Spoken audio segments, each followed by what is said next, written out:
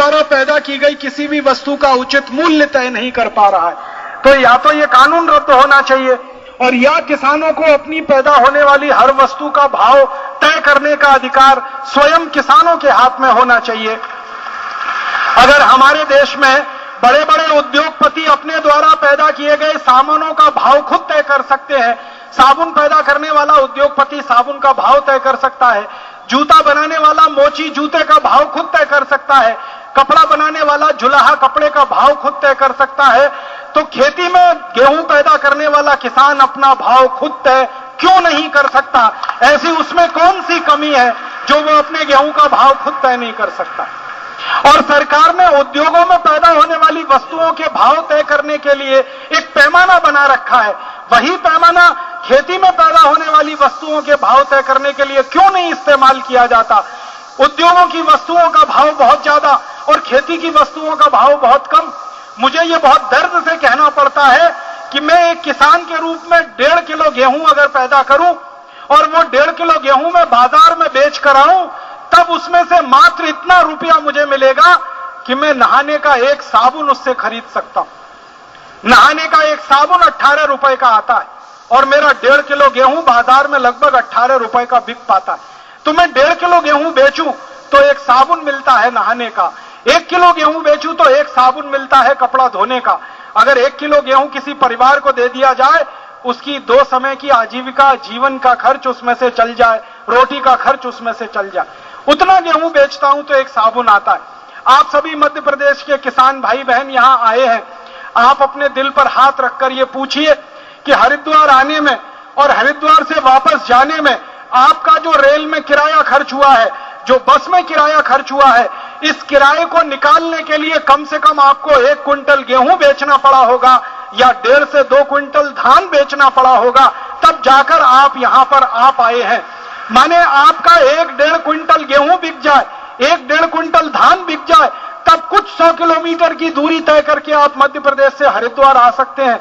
कितना बड़ा अत्याचार और कितना बड़ा शोषण हमारे किसानों का हो रहा है। तो या तो किसानों को उनकी वस्तुओं के पैदावार का भाव खुद तय करने का अधिकार मिलना चाहिए, या किसानों के द्वारा पैदा की गई वस्तुओं की कीमतें उद्योगों द्वारा पैदा की गई वस्तुओं के समकक्ष रखी जानी चाहिए, तभी किसानों की खेती लाभ में आएगी। एक तीसरी और आखिरी बात मुझे जो किसान भाइयों से कहनी है वो ये कि खेती को लाभ में लाने के लिए आप एक काम और करिए, एक प्रयत्न और करिए। खेती का सबसे बड़ा जो खर्च हो रहा है, इसको अपने जीवन से खत्म कर दीजिए। आप पूछेंगे खेती का सबसे बड़ा खर्चा क्या है? खेती का सबसे बड़ा खर्चा है यूरिया, डीएपी और जहरीली कीटनाशक दवाएं। तो यूरिया, डीएपी खरीदना बंद कर दीजिए, जहरीली कीटनाशक दवाएं खेत में डालना बंद कर दीजिए। आपकी खेती का हर साल का 4,80,000 करोड़ का खर्चा बच जाएगा और आपकी खेती मुनाफे में आ जाएगी। उत्पादन खर्च जब घटेगा तो मुनाफा आपका बढ़ेगा। ये दुनिया का सर्वमान्य सिद्धांत है। तो आप सब किसानों से निवेदन करना चाहता हूं, विशेष रूप से भारत स्वाभिमान से जुड़े हुए किसान भाई बहनों से निवेदन करना चाहता हूं कि आप खेती करिए, लेकिन खेती ऐसी करिए जो फायदा दे, खेती ऐसी करिए जो लाभ दे, खेती ऐसी करिए जो हमेशा आपको मुनाफा दे। घाटे की खेती मत करिए, हानि की खेती मत करिए। तो लाभ लेना है, मुनाफा लेना है खेती में, तो यूरिया, डीएपी, सुपर फॉस्फेट डालना बंद कर दीजिए और उसके आधार पर गाय का गोबर, भैंस का गोबर, बैल का गोबर, गाय का मूत्र, भैंस का मूत्र, बैल का मूत्र खेती में डालिए। माने गोबर गोमूत्र से खेती करना शुरू करिए। आप बोलेंगे गोबर गोमूत्र की खेती में घाटा हो सकता है। बिल्कुल नहीं होगा। मैं आपसे इस बात का विनम्रतापूर्वक वायदा कर सकता हूं कि गोबर गोमूत्र से खेती करेंगे, घाटा 1 पैसे का भी नहीं होगा, फायदा ही फायदा होगा। धीरे धीरे उत्पादन बढ़ेगा और जो उत्पादन कर रहे हैं उसमें गुणवत्ता बढ़ेगी और उसके बाद खेती आपकी ज्यादा से ज्यादा, मिट्टी आपकी फलद्रुप होती जाएगी, मिट्टी में ज्यादा से ज्यादा ताकत आ जाएगी और उससे पैदा होने वाला जो घास चारा आप जानवरों को खिलाएंगे तो जानवरों के दूध में मात्रा बढ़ जाएगी और दूध की मात्रा बढ़ने के साथ उनका स्वास्थ्य अच्छा हो जाएगा। तो आप खेती गोबर गोमूत्र से करना शुरू करिए। आप बोलेंगे गोबर गोमूत्र से खेती करने में सूत्र क्या है, फॉर्मूला क्या है, किस सूत्र से हम वो खेती करें, किस अनुपात में गोबर गोमूत्र अपने खेत में डालें? पिछले 10-15 वर्षों से भारत में हजारों किसान गोबर गौमूत्र से खेती कर रहे हैं, उन किसानों के अनुभव से जो हमने सीखा है वही एक सूत्र मैं आपको बताना चाहता हूं। आप चाहें तो इसको अपने डायरी में नोट कर लीजिए, ये आपके जिंदगी भर काम आएगा। और यहां से जाने के बाद अन्य सभी किसानों को बताना शुरू करिए। 1 एकड़ खेत अगर आपके पास है तो 1 एकड़ खेत के लिए गोबर गौमूत्र जो लगता है कितनी मात्रा में और कितने दिनों पर। 1 एकड़ खेत में लगभग 15 किलो गोबर चाहिए। वो किसी भी बड़े जानवर का होना चाहिए, या तो गाय का, या तो बैल का, या तो भैंस का। और 15 लीटर मूत्र चाहिए, वो भी बड़े जानवर का ही चाहिए, या तो गाय का, या तो बैल का, या तो भैंस का। तो 15 किलो गोबर ले लीजिए, 15 लीटर मूत्र ले लीजिए, प्लास्टिक के एक टैंक में इसको मिला दीजिए। फिर इसमें लगभग 1 किलो गुड़ मिला दीजिए, 1 किलो किसी दाल का आटा मिला दीजिए, चने की दाल, अरहर की दाल, मूंग की दाल, मसूर की दाल, उड़द की दाल, खेसारी की दाल, सोयाबीन की दाल, कोई भी दाल। 1 किलो दाल का आटा, 1 किलो गुड़, 15 किलो गोबर, 15 लीटर मूत्र, ये चारों को मिलाइए और इसमें 1 किलो मिट्टी डालिए। पीपल के पेड़ के नीचे की मिट्टी, या बरगद के पेड़ के नीचे की मिट्टी, या आम के पेड़ के नीचे की मिट्टी, या ऐसे किसी भी पेड़ के नीचे की मिट्टी डालिए जो 15-20 साल से लगा हुआ है और पुराना पेड़ है।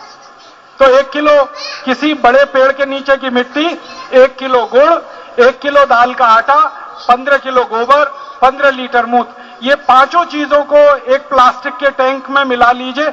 इसको घोल दीजिए, घोलकर इसको 15 दिन तक रख दीजिए। 15 दिन के बाद इसमें लगभग 150 लीटर पानी मिला दीजिए। पानी मिलाकर ये जो घोल तैयार हुआ, ये सबसे अच्छा खाद है जो आपकी मिट्टी के लिए आवश्यक है। इस खाद को मिट्टी में छिड़कना है। अब मिट्टी में छिड़कने के 3-4 तरीके हैं। मान लीजिए खेत खाली है तो आप इसको सीधे डब्बे में भर के मिट्टी पे छिड़क सकते हैं। खेत खाली है तो स्प्रे पंप में भरकर इसको मिट्टी पे छिड़क सकते हैं। तो छिड़कना तो आसान है अगर खेत खाली है तो। और खेत में फसल लगी हुई है तो फसल में इसको छिड़कना थोड़ा मुश्किल होता है, इसलिए फसल में जब आप पानी लगाते हैं तो पानी के साथ इसको मिला दीजिए। जैसे आपके खेत में पानी जाने के लिए नाली बनी हुई है, उसमें से पानी जा रहा है खेत में, नाली के ऊपर किसी को बिठा दीजिए, वो डिब्बे से भर भर के इसमें डालता रहेगा और पानी के साथ ये पूरे खेत में पहुंच जाएगा। एक तरीका और है ये डालने का, अगर आपके पास सूखा हुआ गोबर हो, जानवरों की संख्या जिन किसानों के पास ज्यादा है उनके पास सूखा हुआ गोबर भी होता है, तो सूखा हुआ गोबर अगर है तो इस पानी के घोल में ये जो गोबर, गोमूत्र, गुड़, दाल के आटे और मिट्टी का घोल तैयार हुआ, जिसमें आपने 150 लीटर पानी मिलाया 15 दिन के बाद, इसमें सूखा गोबर डाल दीजिए। तो सूखा हुआ गोबर गीला हो जाएगा, उस गोबर के लड्डू बनाइए और खेत में वापस फेंक दीजिए, तो ये पूरा खाद जमीन की मिट्टी के साथ मिल जाएगा। और एक तरीका है, खेत में से मिट्टी खोद लीजिए, मिट्टी को इस घोल में मिलाकर गीला कर लीजिए, मिट्टी के लड्डू बना के खेत में वापस फेंक दीजिए, तो भी ये खाद खेत की मिट्टी में मिल जाएगा। तो ये खाद बनाकर आप हर 21 दिन में खेत में डालिए। अगर आपकी फसल 3 महीने वाली है तो ये खाद 4-5 बार डालना पड़ेगा। अगर फसल 4 महीने वाली है तो 5 से 6 बार डालना पड़ेगा। अगर फसल 6 महीने वाली है तो 8 से 10 बार ये खाद डालना पड़ेगा। याद ये रखना है कि हर 21 दिन पर ये खाद आपको खेत में डालना है। फसल है तो पानी के साथ मिलाना है, खेत खाली है तो सीधे ये छिड़क देना है। इसका उपयोग जब आप करेंगे तो खेत की मिट्टी को नाइट्रोजन मिलेगा, फास्फोरस मिलेगा, पोटाश मिलेगा, कैल्शियम मिलेगा, आयरन मिलेगा, मैग्नीशियम मिलेगा, मैग्नीज मिलेगा, कोबाल्ट मिलेगा। ऐसे 18 सूक्ष्म पोषक तत्व गोबर गौमूत्र की इस खाद में उपलब्ध हैं। ये मिट्टी को उपलब्ध हो जाएंगे, मिट्टी में जीवाणुओं की संख्या बढ़ जाएगी। और जीवाणु मिट्टी में 2 बड़े काम करते हैं, एक तो वो मिट्टी को खाते हैं और खाने के बाद जो कुछ भी वो मल के रूप में त्याग करते हैं वो दुनिया की सबसे अच्छी खाद होती है। और जीवाणु मिट्टी को नरम बनाते रहते हैं, खोदते रहते हैं, तो सारी वाष्प जो वातावरण में उपलब्ध है वो मिट्टी को नमी के रूप में मिल जाती है। ये 2 बड़े काम जीवाणु मिट्टी में करते हैं। सबसे ज्यादा जीवाणु जो मिट्टी में काम करता है उसका नाम है केचुआ। केचुआ गोबर और गोमूत्र की खाद को खाता है और 1 साल में वो मरने से पहले 1 लाख बच्चे पैदा कर जाता है। वो भारत सरकार की बात नहीं मानता, हम दो हमारे दो, वो एक है 1 लाख पैदा कर देता है। और 1 साल के बाद ही मर जाता है। अब वो केंचुए दिन भर मिट्टी को खोदते हैं, रात भर मिट्टी को खोदते हैं। केंचुए के बारे में एक सच्चाई है, वो ये कि वो कभी सोता नहीं, आराम नहीं करता, 24 घंटे काम करता है। मिट्टी में नीचे जाएगा खोदते हुए, फिर ऊपर आएगा, फिर नीचे जाएगा, फिर ऊपर आएगा, तो बहुत सारे नली बना देता है मिट्टी में। तो बारिश का पानी इन्हीं नलियों में से नीचे उतरता है और भूमि में नमी को बना के मात्रा को बनाए रखता है। और केंचुआ जो भी मल के रूप में निकालता है वो दुनिया